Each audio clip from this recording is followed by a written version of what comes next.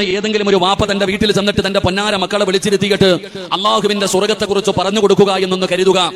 സ്വർഗത്തിന്റെ വലുപ്പമോ സ്വർഗത്തിലെ അനുഗ്രഹങ്ങളോ സ്വർഗത്തിലെ കൊട്ടാരങ്ങളോ ഒന്നും പറയണ്ട. അള്ളാഹുവിന്റെ പ്രവാചകൻ സ്വല്ലല്ലാഹു അലൈഹി വസല്ലമ തങ്ങൾ പറഞ്ഞു, സ്വർഗത്തിൽ ഒരു തണൽ വൃക്ഷമുണ്ട്. വഴിയോരങ്ങളിൽ എത്രയോ മരങ്ങൾ കാണുന്നവരാ, അള്ളാഹുവിന്റെ സ്വർഗത്തിൽ ഒരു തണൽ വൃക്ഷമുണ്ട്.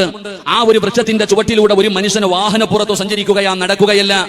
ഏറ്റവും കൂടുതൽ സ്പീഡിൽ സഞ്ചരിക്കുന്ന ഒരു വാഹനത്തിൽ ആ സ്വർഗത്തിലെ ഒരു മരത്തിന്റെ ചുവട്ടിലൂടെ ഒരു മനുഷ്യന് ഒരു ദിവസമോ ഒരാഴ്ചയോ ഒരു കൊല്ലമോ 10 കൊല്ലമോ 50 കൊല്ലമോ അല്ല, ആ സ്വർഗത്തിലെ ഒരു മരത്തിന്റെ ചുവട്ടിലൂടെ വളരെ സ്പീഡിൽ സഞ്ചരിക്കുന്ന ഒരു വാഹനത്തിൽ ഒരു മനുഷ്യൻ 100 കൊല്ലം സഞ്ചരിച്ചാലും ലാ യഖ്തഉഹാ, അവൻ ആ മരം വിട്ടുകിടക്കാൻ കഴിയില്ല എന്ന് ആദരവായ പ്രവാചകൻ നബി മുഹമ്മദ് മുസ്തഫ സ്വല്ലല്ലാഹു അലൈഹി വസല്ലമ തങ്ങൾ പറയുന്നു, സ്വർഗത്തിലെ ഒരു മരത്തിന്റെ ചുവട്ടിലൂടെ 100 കൊല്ലം ഒരു മനുഷ്യൻ ഏറ്റവും കൂടുതൽ സ്പീഡിൽ സഞ്ചരിക്കുന്ന ഒരു വാഹനത്തിൽ സഞ്ചരിച്ചാൽ ആ സ്വർഗത്തിലെ ഒരു മരം പോലും വിട്ടുകിടക്കാൻ കഴിയില്ല എന്ന് ഈ വയലുകൾ കാമന്നിരിക്കുന്ന താടിയും തടമ്പുമുള്ള മുസ്ലിമാണെന്ന് പറഞ്ഞു ജീവിക്കുന്ന ഞാനും നിങ്ങളും ഇന്ന് നമ്മുടെ വീട്ടിൽ ചെന്നിട്ട് നമ്മുടെ മക്കളോടങ്ങാണം ഈ കഥ പറഞ്ഞു കൊടുത്താൽ നമ്മുടെ മക്കൾ നമ്മളോട് ചോദിക്കുന്ന ഒരു ചോദ്യമുണ്ട്, ഇത് എന്ത് തള്ളലാവാപ്പാ, ഇതൊക്കെ ഉള്ളതാണോ?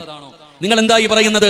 100 കൊല്ലം ഒരു മനുഷ്യന് വാഹനത്തിൽ സഞ്ചരിച്ചാലും വിട്ടുകിടക്കാൻ കഴിയാത്ത വലുപ്പമുള്ള ഒരു മരം എന്ന് പറയുമ്പോൾ അവന്റെ ജീവിതത്തിൽ അവൻ കണ്ടിരിക്കുന്ന ഏറ്റവും വലിയ മരം ഈ റോഡ് സൈഡിൽ അമ്പലങ്ങളുടെ ഫ്രണ്ടിലിരിക്കുന്ന ഒരു ആലുമരമാണ്. അതിനേക്കാളും ഒരു വലിയ മരം നമ്മൾ ആരും കണ്ടിട്ടില്ല.